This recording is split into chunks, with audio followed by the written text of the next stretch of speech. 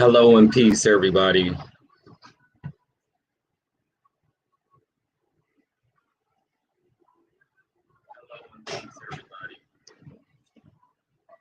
Okay. All right, I think we got her. Oh yeah, that's much better. Okay, sweet. So now we can start. Now we can start. So we got the wonderful and lovely, the African Superstar in the building. And I just want to thank you. I know you're super busy.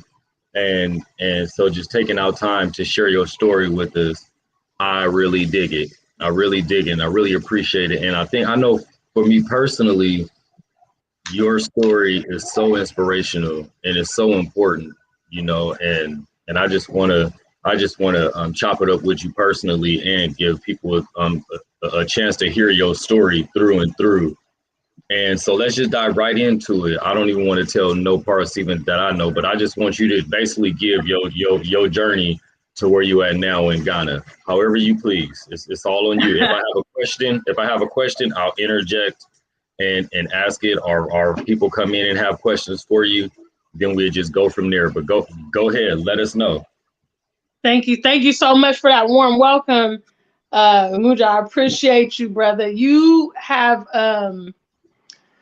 have always been very, very supportive of my platform ever since I first connected with you, and you are such an energetic person, and I'm grateful for you. I'm also grateful for our BAIO brothers and sisters. Big love and support to all of you guys that show so much support to the African Superstar. Well, basically, to any viewers who don't know me, my name is Gina Ifoe.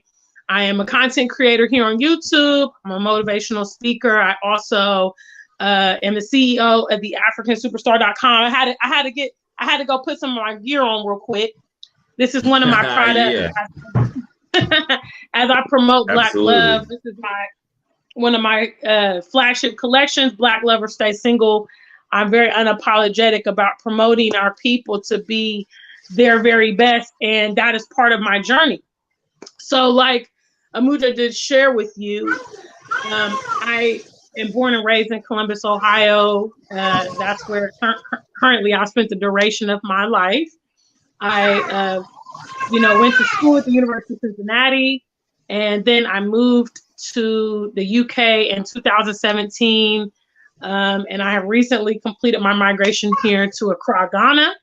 I moved in 2020, and I couldn't be any more happy. I have also my own platform, which is here under the African Superstar, and I kind of chronicle that journey. And I focus mostly on the psychological aspects of Black people, diasporians, what we kind of need to do to get on the right page and to be successful in our future endeavors. So that's what I talk about a lot. I do also offer members only who get to see a lot more of the behind the scenes of my vibrant social life here in Ghana. I'm a bit of a socialite. So I'm always on the go. I spent the afternoon today at a resort, and it was wonderful. So yes, that's a bit of my story. Here you go. That's a bit of my story. Yes.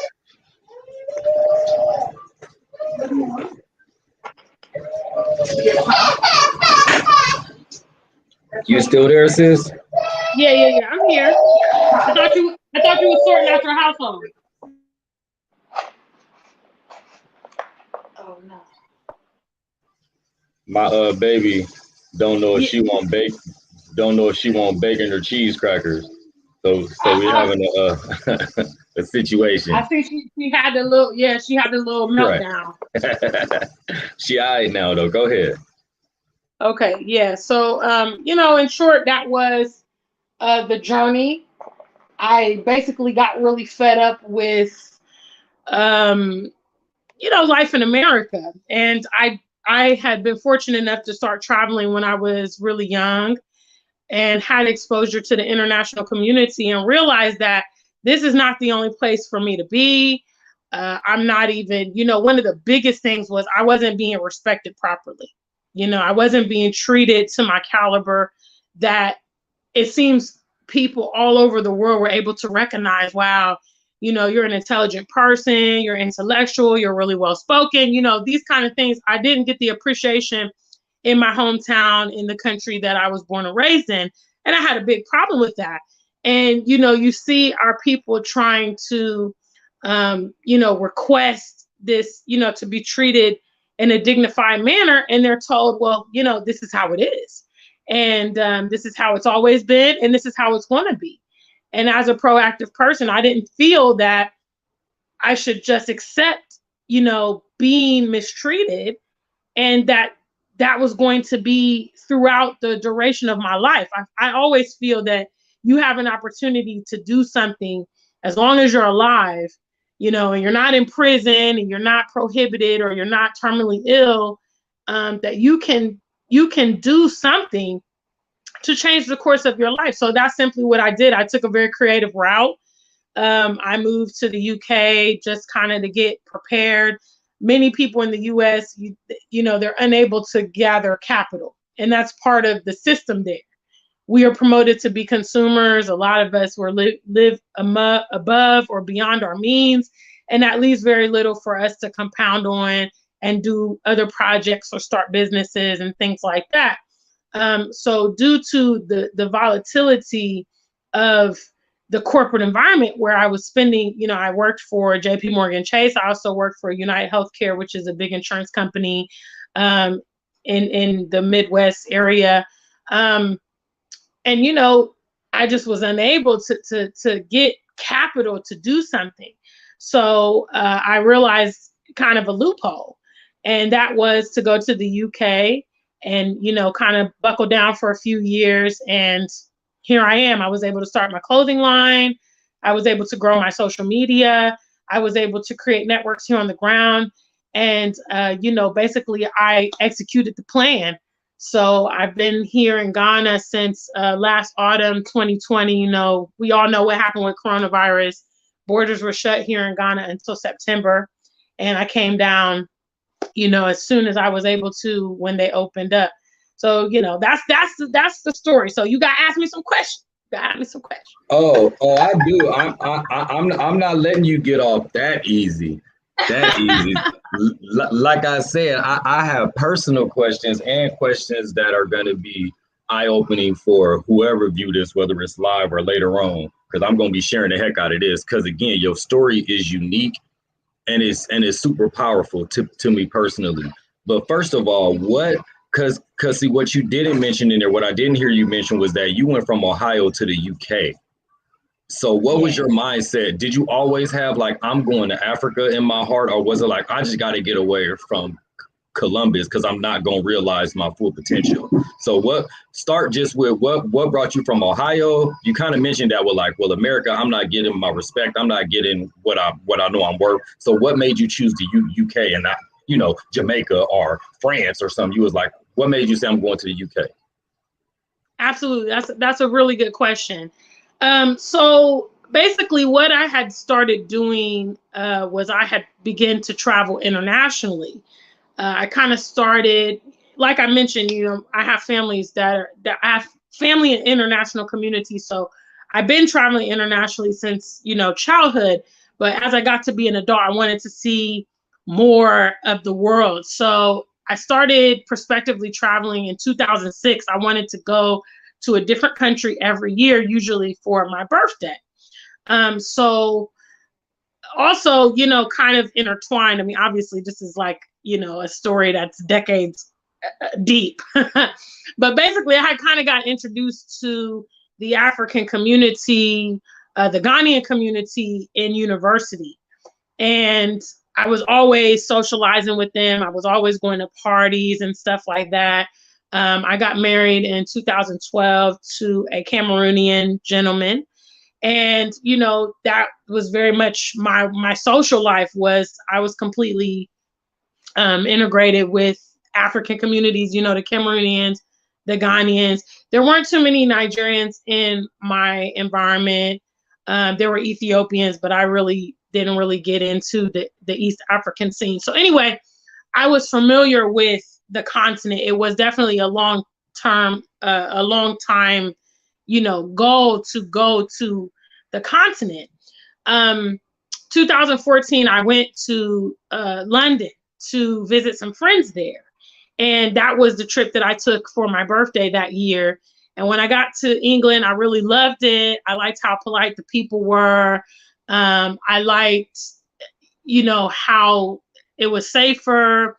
They don't have guns in the UK and stuff like that. And I kind of just, you idealize a place. It was a place that I had always wanted to go and stuff like that. So I met up with a friend of mine who was also a Ghanaian living in the UK. And he said to me, well, have you ever thought about moving here? And I said, nah, and I have family from Bermuda. So at that moment, I thought, oh, you know what? I have some Bermudian cousins that live here in the UK.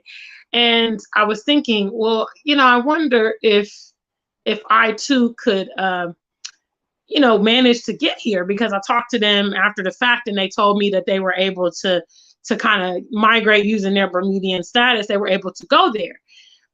So I went back to the US and I kind of looked at it, because basically what was happening throughout these years, I'm trying to summarize it a bit, but every time I would leave the US and I had to come back, it was just like horrible. And I would dread it. Right. I went to Mexico. I was traveling to Puerto Rico. I went to Italy. I went to Spain.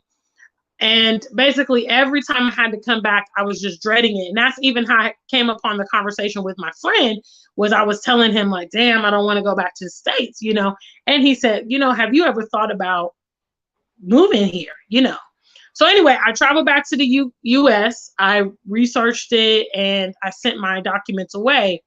And I told myself, you know what, if I'm able to get citizenship here in the UK, I'm out. You know what I'm saying? This is going to be my avenue, because I don't believe necessarily in putting yourself in a compromising situation, via immigration.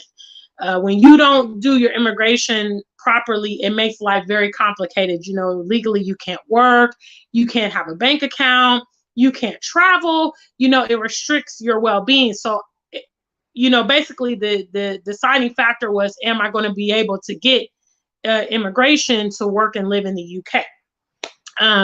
So I applied in 2014. I got my British passport back in 2015. And I said, okay, that's it, I'm out.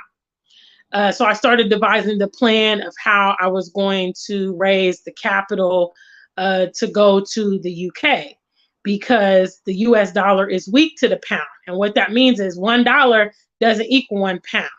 $1 almost equals maybe about 2.5 pounds. So I knew I wanted to have a certain amount of money to kind of be a cushion to go over there. So at that time I started, I downsized the place I was living. I moved from my apartment. I moved into my parents' home.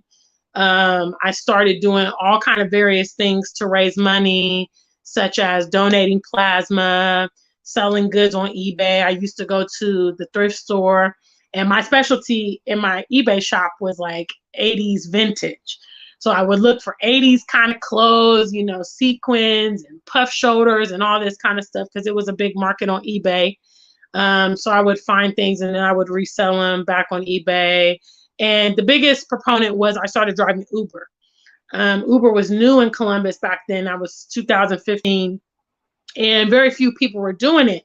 So I was able to, really capitalize off of Uber. I made about $10,000 within the course of 2 years, and I migrated in 2017 to the UK. So in terms of the Africa plan, I had a long time African plan. My plan was to migrate at age 40. And I had made this plan when I was 30 years old. So I was supposed to save $10,000 every year until I was 40, and I was going to take $100K with me to Ghana. I visited Ghana in 2016. So that was like the prospective place, because I loved it. And I had this long time plan, but as the years started flying by and I wasn't able to get that capital, I was thinking to myself, like, okay, I'm going to have to make a move, or I'm just never going to get enough capital working to go. You know what I'm saying? Because I'm already, you know, as it stands, I'm 37 current. Okay, my birthday's coming up. I'll be 38 this year. So, and I migrated, you know, early 30s. So I already was cutting into my 30s, and I didn't have this capital, you know, to get prepared for Ghana. So I made the drastic decision during, you know, 2018. I made the plan that I would spend half of the year in Ghana and half in the UK, because the kind of job I had, I would have been able to do that, because there was a temporary position that, you know, you could work, you know, basically around your schedule and stuff like that. So there were a couple people that worked at my job that would do something like that. They would take half the summers, or, you know, whatever, and go to their origin, you know, country of origin. We had a lot of Eastern European people in the UK, obviously lots of African people, and things like that. People from Brazil. It's quite a melting pot. So, you know, that was the original plan. It's like, okay, you're going to do half and half, because of all these people complaining about capital in Africa. You know, you got to have streams of income, and, you know, don't go there looking for a job, and, you know, this and that and the other. So I figured, okay, that's something I could do. I could work 6 months, save up, and I could go live, you know, in Ghana for 6 months. When coronavirus came, I said, you know what, scratch it. We just going. You know what I'm saying? We're going to go with what we have. I started really striving to, you know, grow my business. My business launched November 1st of 2019, which is the AfrikanSuperstar.com. And I really just challenged myself throughout the lockdown. Okay, this is the amount of profits that we want to get every month. You know, I would run sales. I would do all my own marketing. I would send emails to our customers. Big shout outs to any customers. I know we have some Afrikan Superstar family in the chat room. And, you know, I compelled myself to do it. So that's, you know, in a nutshell, it's it's a lot to condense down. But right, yeah, that's basically how, you know, Ghana came about. In 2019, I toured the continent. And the reason I toured the continent was I wanted to make sure that I was picking the optimal place for myself. So I went north, south, east, and west. I've been to a total of 6 countries here on the continent so far, to include Nigeria, Kenya, Egypt, Tanzania, and South Africa. And Ghana had the juice. You know what I'm saying? Ghana is the place for me. You know, it may not be the place for everyone. And then also prospectively, you know, to have a family and raise children here. I love the Ghanaian culture. I would be, you know, cool to raise a family here and expose my children to this culture and things like that. So, you know, there we go. I went on tangent, but no, but that's exactly what you're here for. Now, the next question that I have is kind of like a statement, kind of loaded question. But what you mentioned in something that it was one of the first things I heard you say, like when I first was introduced to you, was about traveling. You know, you didn't just make a mad move like, you know what, screw this, I'm going to Ghana, or screw this, I'm going to Nigeria, and then end up looking like a lost ghost. So how important is traveling for us in general? Because I know it seems like a lot of, especially Black folks, Black Americans, we won't leave our zip code. You know what I'm saying? More or less, we won't leave our state for opportunity. And you talking about traveling to different countries, from Europe to Africa to different countries. How important was that in you? Because it sounds like eventually you start saying, wait a minute, life is actually good over here. And then I'm going over here to America where everybody's telling me this is the only place and I have to do it here. But you start being nostalgic of a place that wasn't even home. You know what I mean? You start coming home and feeling like you leaving home. So just talk about the importance of how being traveled like helped encourage you and motivate you, if you would. Yeah, absolutely. You know, again, I would stress that I was fortunate to begin to travel at a very young age, and it provides exposure. You know, before I was 21, I had already been to Europe. I had already been to Bermuda. I used to go to Bermuda every summer and visit with my family there up until university age. And exposure is critical. It was the buffer against the lack of exposure that I was getting in the US. I remember before I started my international travels, in high school, I went to Italy, and I remember some people telling me, well, you know what, they're not going to like you over there. They're going to be racist to you and all this kind of stuff. My big sister, Michelle, also traveled before me to Japan. And she, went through a similar thing with people telling her how the Japanese were going to treat her. And the reality is when we got, in the international community, it was completely different. And that provided the curiosity, but the exposure, because I believe that a lot of Black people in the diaspora, more specifically in America, don't know that they have alternatives. They literally believe that, hey, this is it, and even if they are disgruntled, have been brainwashed to believe, okay, America's the best country in the world. I live in a privileged country. And if it's like this here, and the other countries are beneath us, then I can only expect the similar treatment in other countries, which is false. It's untrue. Also, I felt that being in a minority setting was very problematic, because you always are treated as a minority. I went to private schools growing up, and I was surrounded by white students who felt that they were entitled to everything in the world. And I also had that expectation. And when I got to university and I realized, that people were projecting stereotypes on me that didn't have anything to do with me specifically, but what they thought of our people, I realized, well, I can't combat that. I can't combat your perspective of me. I have good grades, I've done this, I've traveled, and you're trying to project, something that's even foreign onto me, because I didn't really know a lot about certain elements that other, Black people were experiencing, because that was not my upbringing, Mm-hmm. But when I got to university, that's when it really, really hit me. I went to the University of Cincinnati, which is 2 hours south of Columbus, which is my hometown. And that's where I started really having a lot of racial encounters. I really felt that I was being minimalized in my education, professors, and, just the condescending nature that people have when dealing with Blacks, so it's almost as if you adhere to the stereotypes, you probably wouldn't get very far in life, because they have very low expectations of our people.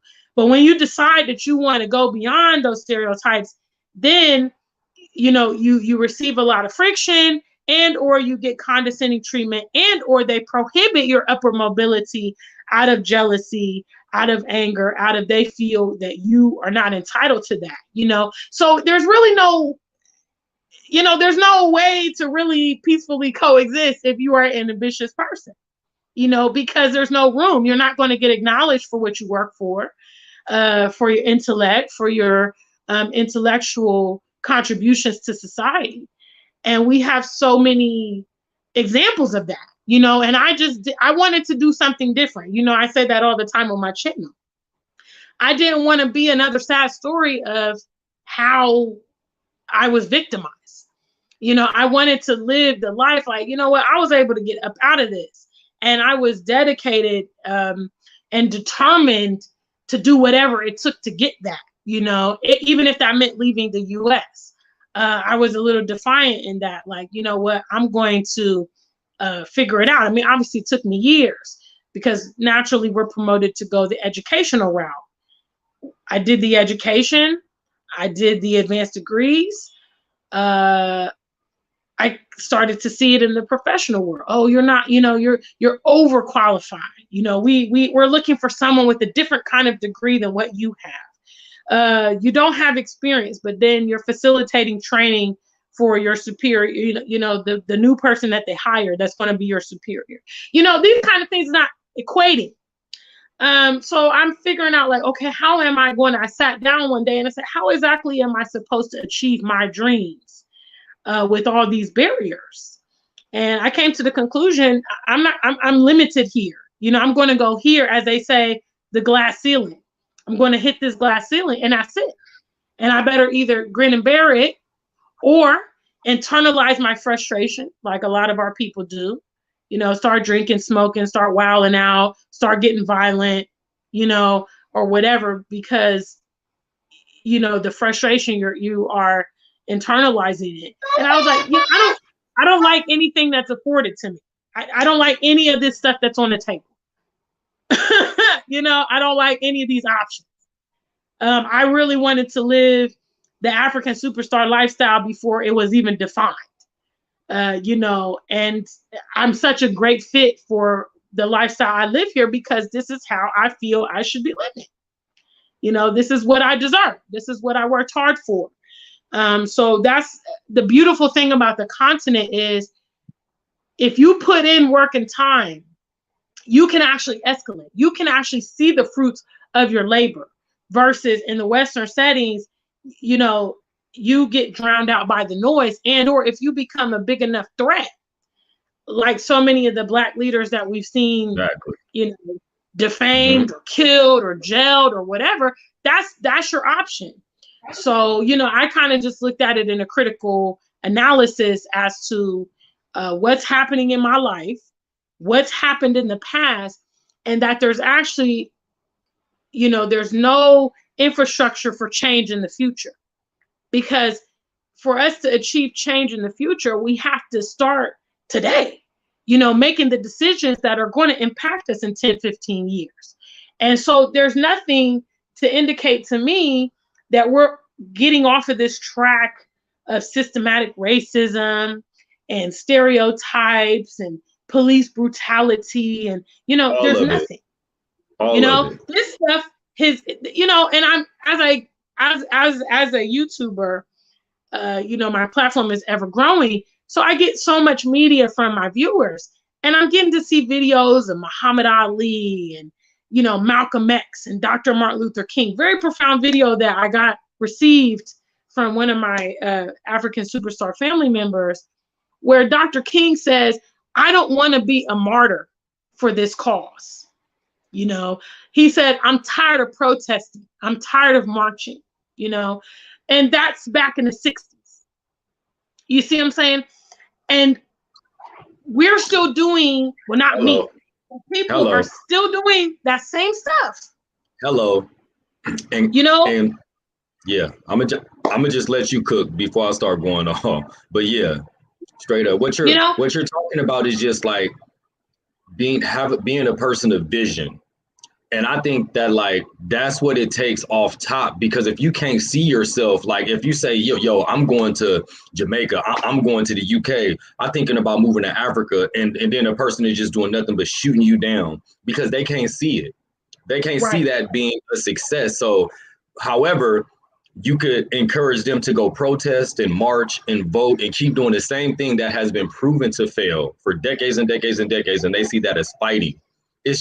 So it's really difficult. So I guess that's what I'll ask you though. How did you deal with naysayers and haters, for a term that everybody feel? How did you, because I'm sure you had some of that, like family members trying to keep you down, exes maybe hating on you, friends maybe hating on you, or I'm just saying hating because that's like a term that everybody can identify with. Yeah. But how did you personally deal with that? It's the right term. That's what they are. How did you deal with that, and how do you currently deal with it? Because I'm sure you probably even get more now. Yeah, I actually, that is like the fuel, behind my whole movement is, I call it, intellectual revenge. I'm not the type that will go and slice some tires or, beat you up. I mean, I could beat you up, but I don't start fights. But intellectual revenge. And I whoop your ass. Damn it, I'm done. You can feel any type of way you want to. But as they say, men lie, women lie, numbers don't. The proof at the end of the day, or as I call it on my platform, the track record is going to stand for itself. What I dealt with, I've always had a very contentious relationship with the majority of people, or the vast majority, as my sister and I call it, because like you said, I am a visionary. So the things I've been talking about, I mean, obviously, you see me at this point in my life, it's 2021, I've made the move and all that stuff. But I had the vision years ago, that, okay, it's time for me to get out the US. Right. How am I going to do this? People back then weren't even just that short ago in the hit, they were not even entertaining it. Certainly not the continent. People had such a negative connotation of the continent. There was no year of return. YouTube wasn't really big among the Black community. So, it was just so far-fetched from their world. Other people that were closer to me, that I feel, as the Bible said, tried to deceitfully misuse me. They are the lifeblood of this here success, because I decided, no, I'm going to do it. Okay. I'm going to do it my way, and I'm going to be successful because I've done the research, and I've traveled, and I've equated that this is going to work out for me, and that was it. Before I went to the UK, people thought I was crazy. Why are you moving to the UK? You're going to struggle. I remember vividly, I had someone in my inbox, because I learned, I'd say probably, I can't really pinpoint exactly when I started just not telling people what I was going to do. But in regards to travels, it was always a backlash from people whenever I wanted to travel. And these people were people that were not traveled as well. And they would always try to, drum up the fear factor. No, you go there. Why do you want to go there? And it's dangerous, and be careful, and all this kind of stuff. When I used to travel to Mexico, they would be like, what are you going to Mexico for? The cartel's down there, and you're a solo traveler, and it's so scary. And I had a lovely time in Mexico. I traveled there twice, and so I decided, what, I'm not going to get counsel from people that are not in my echelon. So when I moved to the UK, it was no different. I dropped it basically on my Facebook. I went on there, changed my location, moved to the UK, and, people were angry about it. People took it personal when I decided to leave America.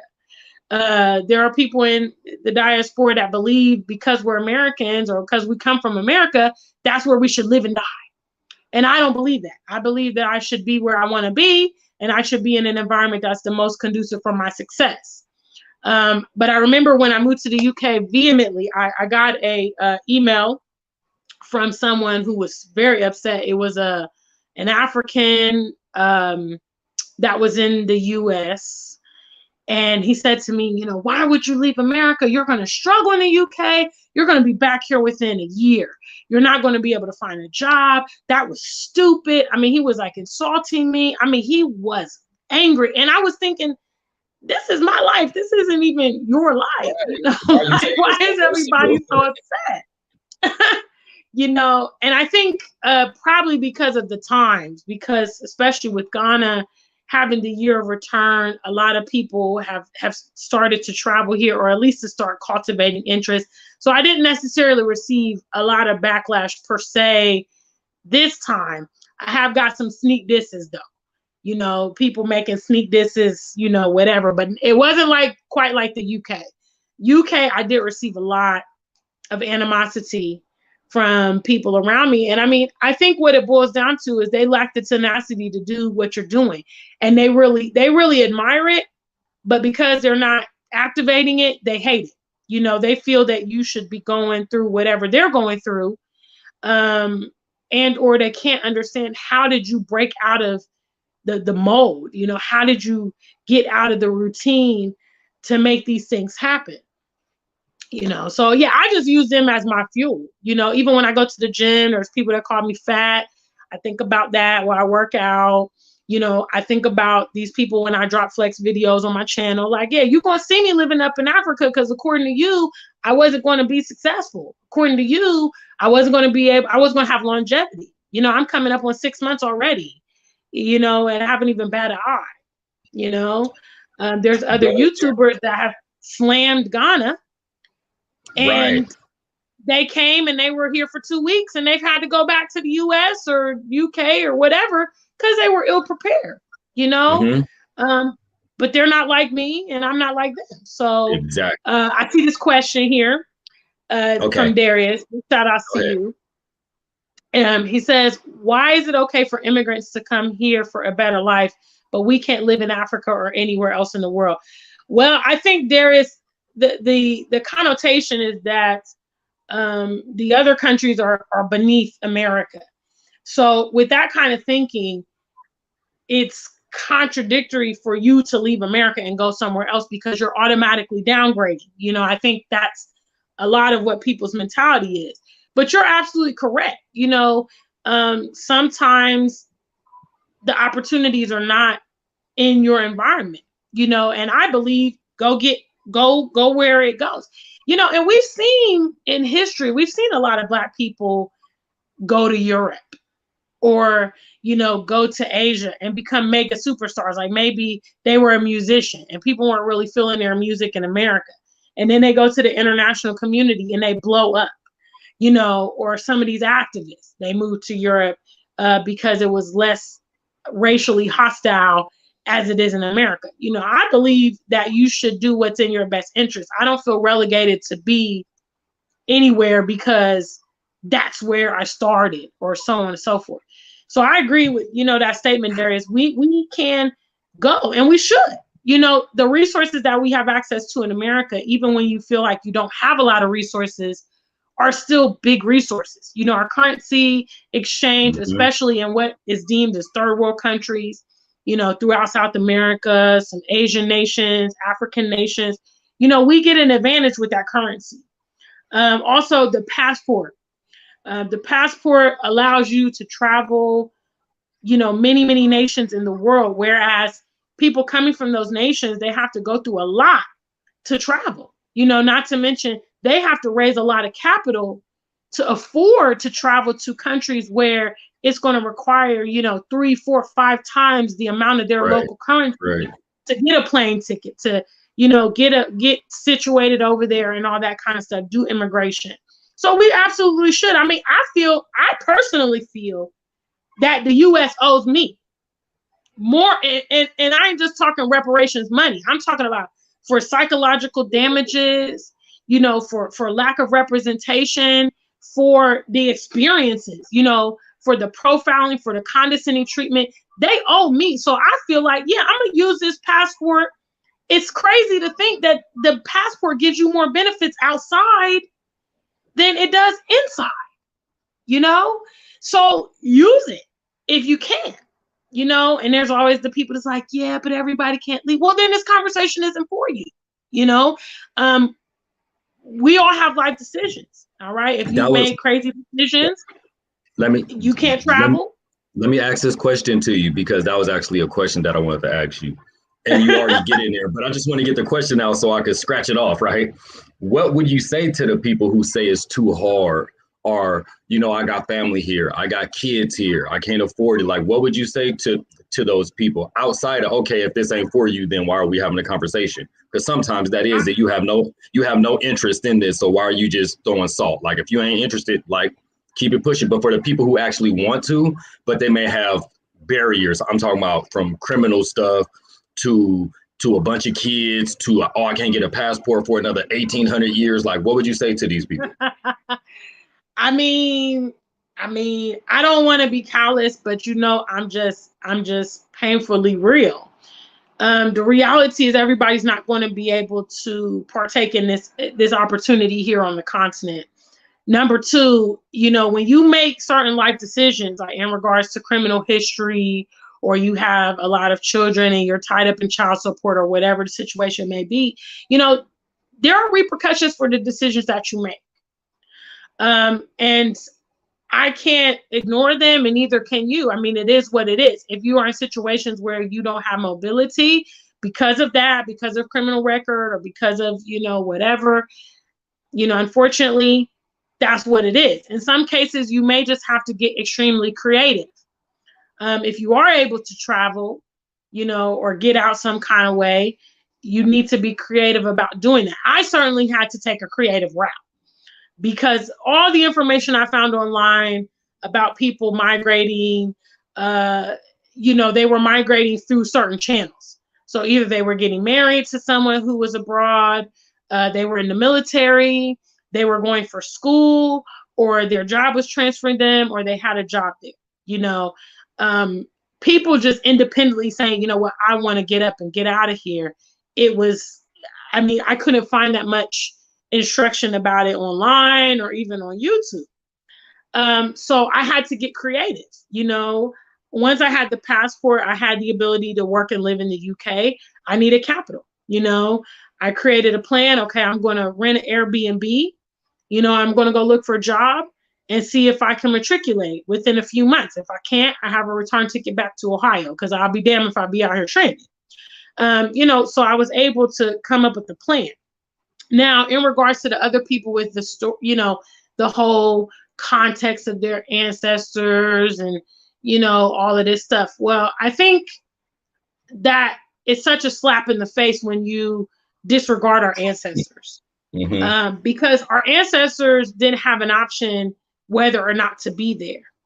And I don't really know that our ancestors would promote us to keep fighting to be in a place that's outside of our homeland when it's clearly identified where our homeland is. I think it would probably be the desire more of the ancestors to return home, and to reconnect with their homeland and reconnect with their lost family members.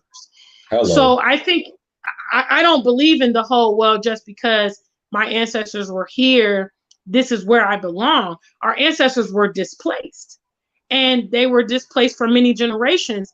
If anything, we should be the generation to matriculate back home, because us remaining in that environment is creating more and more generations of psychologically damaged people. We're not flourishing. We are not accumulating anything. Our attempts are either destroyed or completely wiped from history. So when you look at it in an intelligent way, you realize that trying to insert yourself and force yourself where you don't belong is being more problematic to you and your people in our future than just go home. You know what I'm saying? Go home and do the legwork to matriculate into your homeland. That's my thinking. I know that's definitely not everybody's thinking. And then there's the people with the whole, I can't afford Africa and that. There's a will, there's a way. You can probably come up with funds to do other stuff. We have Black people that are going out to Bali. We have them going to Dubai. They go to Australia. They go to Thailand. So it's not about distance. It's not about expense. It's about your desire. And what you really should do, instead of coming up with all these excuses about the ancestors and all of that, and you don't have money, just say you're not interested. Just say, hey, look, I don't want to go to Africa. I'm cool here. I'm not really interested. But don't make the excuses, because we all know that where there's a will, there's a way. If you really want to make something happen, you can indeed do it. Elijah Free 2 vlogs for the second time now asked you when you come into Liberia. This is the second time mentioning it. Okay, Elijah, big shout outs to you. You can sow some seeds on my platform, because I don't have any immediate plans to go to Liberia. I don't have any, I do know a few people that have gone to Liberia, such as like Dinah Samir, but I don't have anything like pressing me to come there currently.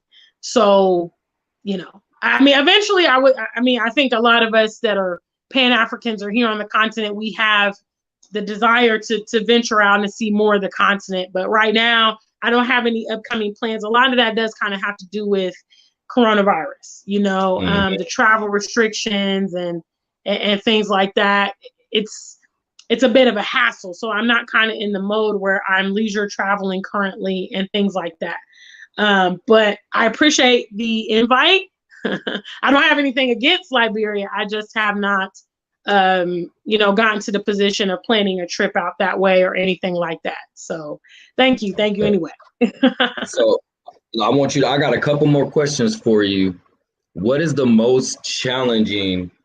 How about this? Tell me what was the most challenging part from getting from the UK to Ghana full time, and then tell me what, if anything, what? Because we always have challenges, right? And what's the most challenging thing you deal with now, no matter what it is, even if it's this, you know what, I can't go to enough beaches, right? Like it could be something good, but like what was the what was the biggest challenge getting from the UK to Africa, and then what's your biggest challenge now that you're there full time, that's home? I think the biggest challenge was the planning. Definitely in the West, we utilize online a lot. If you want to find a new apartment, you Google. If you want, you're looking up a new car, or even you can book a hair appointment online. Things here are done socially and in person. So what that meant was trying to find housing from a distance, trying to, find information about certain things, such as I'm a YouTuber, I need high-speed internet, which I have that here, but trying to find that information prior to moving, I wasn't able to do a lot of stuff before I moved. I had to do things once I arrived here on the ground. That was the most challenging part because, when I moved from the US to the UK, I was able to book my Airbnb. I knew where I was going to live for several months. I was able to, kind of put things into place. So when I arrived in the UK, all I had to worry about was food and transportation. When I came here to Ghana, I had to secure a place. I had to get furniture. I had to ship my things from the UK to Ghana, so there were additional steps. And quite frankly, the system is not set up to make that process streamlined. If you go out there, apart from, the content that we are providing here for you via social media, you can't get information on how do I move to Ghana? How do I move to Tanzania in 10 easy steps? You can get that kind of information. The whites have provided that. Oh, how moving from the UK to America, or when I moved to Canada. They chronicle their journeys, but not here on the continent. So it really was, a Black area when you're trying to put it all in perspective. The biggest challenge that I deal with here, unfortunately, is the mentality of our people here on the continent. A lot of them are very colonized, and they have, this idealized view of the West. And so, by the time someone like me has made it here to the continent, you just want to kind of start laying the groundwork and get busy on your future plans. But finding people that are of like mind can be a bit challenging, because you're trying to fortify yourself here, and a lot of people here believe the opportunity is elsewhere. So that has been particularly challenging, I'd say, as well as because I am coming from the diaspora and I live a different type of lifestyle than perhaps a local. Again, just trying to find those amenities. When I ask people what beaches to go to, the local people, they're not going to resorts every weekend. They're not going to the beach every weekend. That's something someone who probably doesn't live here or hasn't lived here full time would be interested in doing. So there's not a lot of context if I ask people, because they don't really know, because that's not really stuff that they're into, So difference of lifestyle, difference of mentality, but it's not a massive problem. But I would say those are challenges that I have been confronted with since being here in Ghana. Okay. First I want to say, and then I have one last question, and it kind of goes along with this. I just want you to know how much I appreciate you personally and your spirit. You could be talking about a lot of stuff and using your platform to do a lot of things. And what I never see you do is trying to sell our impoverished state. I never see you try to sell our oppression. I never see you trying to make money off of the foolishness that some of us fall for. But what I do see you do is promoting your blackness. You know, even your goods is hello black love or stay single. Like, how dope is that? Like, get out of here, right? Like, straight up though, your whole brand is just straight black, straight African, and it's straight for us. And like, you really unapologetic with it. And I know you ignorant. You from Columbus. You ain't gonna trick me into thinking that you normal. I know something wrong with you. However, you are so, but you keep it so flying classy, straight up. Every now and then you might give me some lip smack or something like that. It was one video you did where you said something and I was dead. I was like, there it go. I seen it straight. I seen it like your name was Tamika from around the corner doing braids or something. I was like, there it go. But I just really dig like everything about you straight up, and I can't wait to meet you. Like, it's gonna happen sooner than later. I'm gonna give you. I'm reserving a big, strong, you know what I'm saying, hug for you. You know what I'm saying. I'll be in the gym. My guns. I see you too. Hey, look. I see you in there too. But I'm gonna grip you up and show you some love. But yeah, thank you. I just think I look at us. You know, more specifically, I look at myself as either a problem or a solution. You know, are you contributing to what we know is going on out there, or are you contributing to the solution? And representation is important, you know, and I feel I'm tired of seeing Black women looking like, you know, idiots. You know, I'm tired of them being portrayed as, you know, uneducated, you know, non-sophisticated people. And I have an opportunity to project that image because that is who I am. And you're right. Yeah, I think everybody got a little thug side in them. You know what I'm saying? Mm-hmm. But, you know, that's not particularly what I want to emanate on my platform. I have a lot of young children that watch me. Yeah. You know, and I'm mindful of that. You know, they love, I mean, my nieces and nephews love Auntie Gina, seriously. Mm-hmm. And it makes me look bad. You know what I'm saying? Like, I want to have a family-friendly channel that you can share with your kids. You know, you can sit and watch it with your parents or your aunties or your uncles and not be embarrassed, you know, because I remember sitting in the car with my mom when I was like a teenager and, you know, crisscrossing them and Chris Cross was out and, you know, these kind of rappers and Ludacris and all this kind of stuff. And some of the music that would come on, I would be like embarrassed to sit there and listen to it with my mom, you know, this is just so inappropriate. And I kind of take pride in the fact that families can enjoy my platform. You know, that's very, very important to me because I'm a role model and I'm a leader and I don't want to ever give the wrong image to those that trust me enough to share me among their families or their children or the young people in their lives, you know. So I appreciate those compliments. That means a lot. I love to hear, you know, positive things from the fellas, especially. I try to show love to the fellas. So, you know, it's really special. So thank you so much for those compliments. And now this is a question and / kind of a compliment too. But you are original. You really are. You really are one of a kind, and you're universal. And you just said that. We're trying to say, I try to show love to the brothers. Like that's another thing. I never see you on no gender war stuff. Never see you talking about like, oh, your fake hair and your real hair and all this stuff. Like you. So what I want to ask you is, how does it feel like legit being a trailblazer?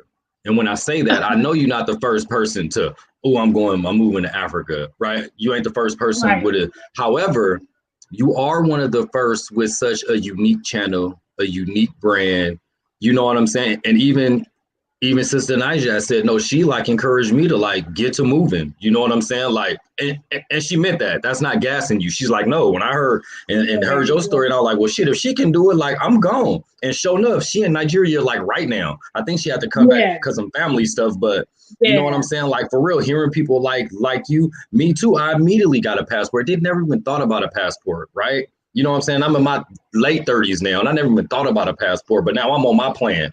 On my 10-year plan now, because I got right? But this ain't about me. Back to you. How does it feel to be a trailblazer? Go ahead and just answer that. And you are, like, it's okay to take your flowers now. Like, let's not wait until something Thank happen you or so we there much. to give you yours now. You really are a trailblazer in this. And now think about it. How many other YouTube channels is like this now? How many other people trying to do something what you do, even if it's not like they're trying to copy you or knock you? But I'm just saying, like, you legit are a trailblazer in this genre. So how does that feel?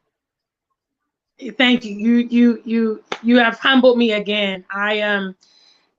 It's phenomenal, to be honest with you, to, and it's something that I regularly try to take time to ingest, is that I literally am making history. I'm a part of a movement that has never taken place before. Obviously, like you said, there are other people that have moved here to the continent, even people that have moved like independently and things like that.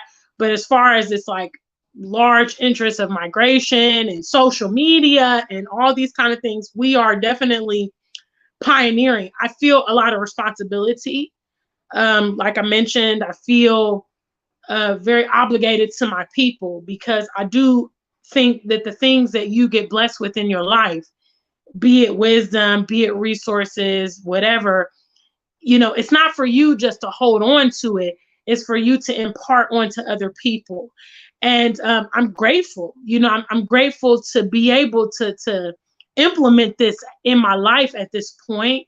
I'm grateful that I was a young person when I was able to move back to Africa. So it's not like I moved back here on my deathbed or anything like that. Like, I actually get to enjoy it.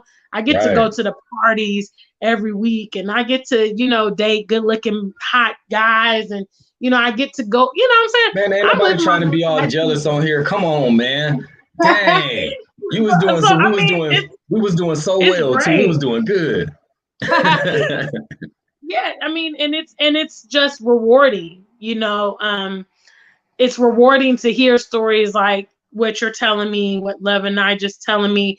There's so many people on my platform, so many Mm-hmm. people that since, during the course of them perhaps joining my platform, to our current time, have gone.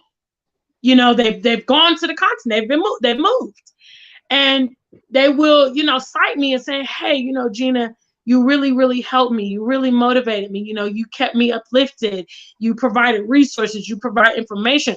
And that is rewarding. It's rewarding that the premise I started this platform, it had to do with the representation, and it had to do with the resources, because nobody really wants to sit down and watch a 20-minute video and it's all clickbait.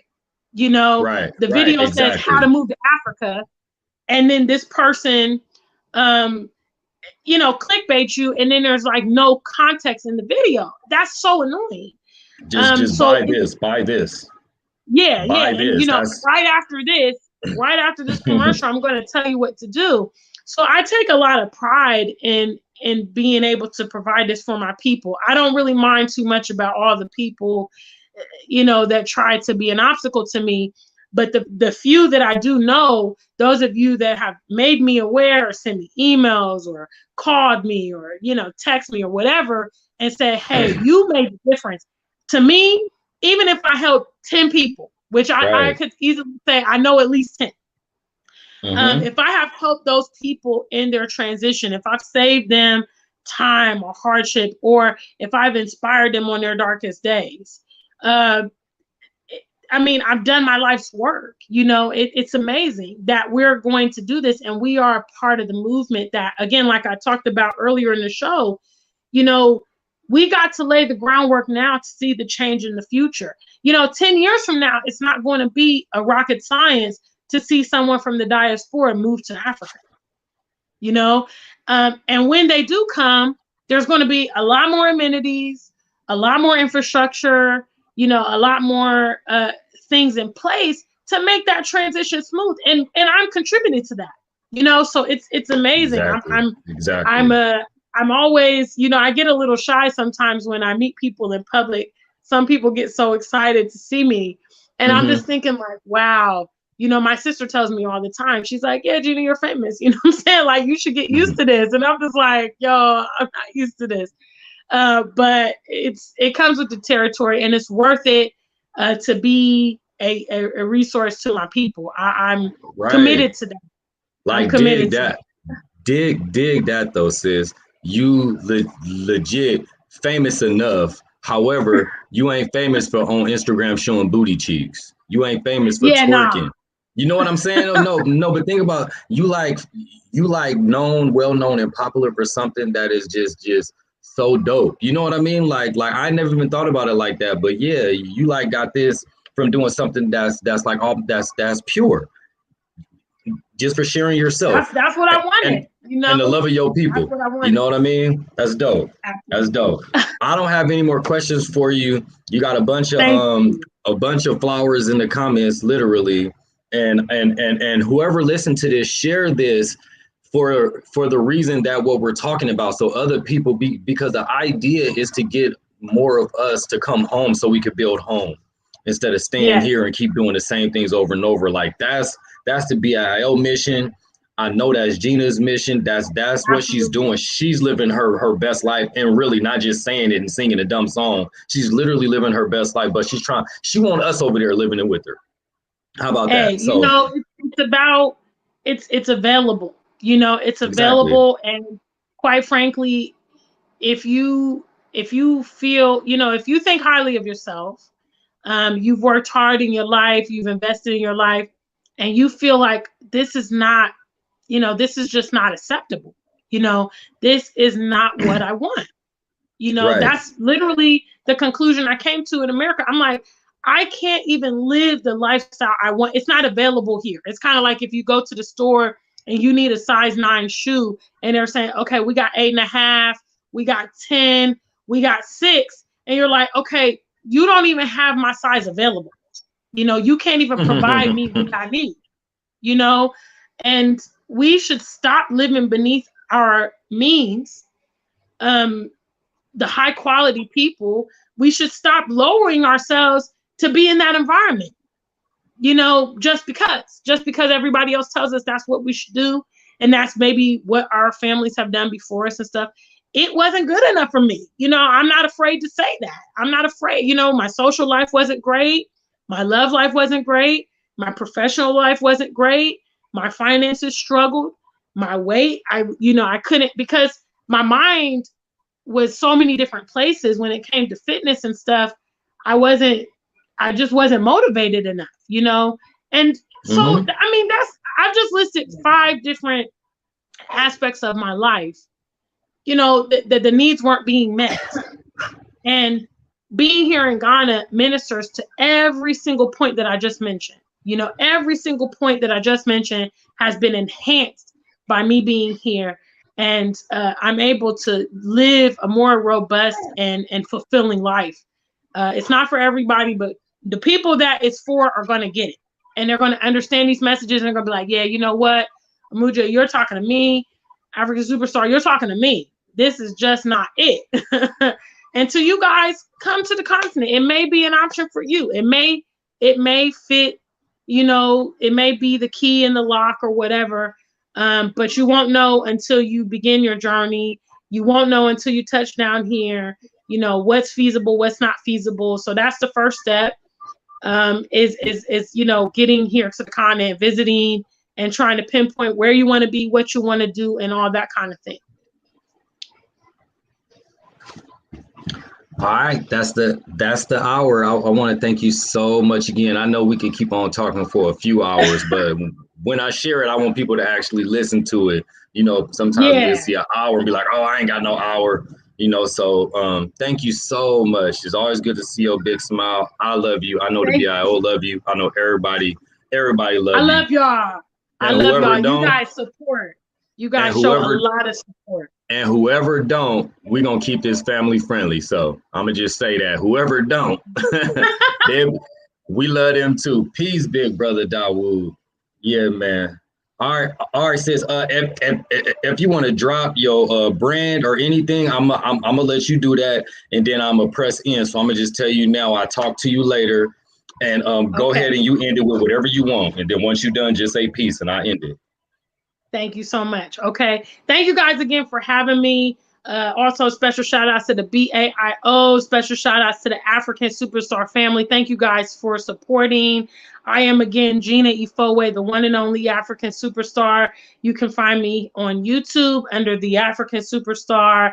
I also have Instagram and Facebook. I welcome you to come and join our platforms and, you know, get similar content on there. Also, I do have, like Muja mentioned, my own clothing line, which is available at theafrikansuperstar.com, which is my name, theafrikansuperstar.com, and that's African with a K, okay? And you can come and get Black Lover, Stay Single, Pan-African King, Pan-African Love, Proud Pan-African, and Afrikan Superstar logo merchandise. So always, this is how I sign out, okay? Until we meet again, stay black and true. If you ain't black, just stay true. Peace.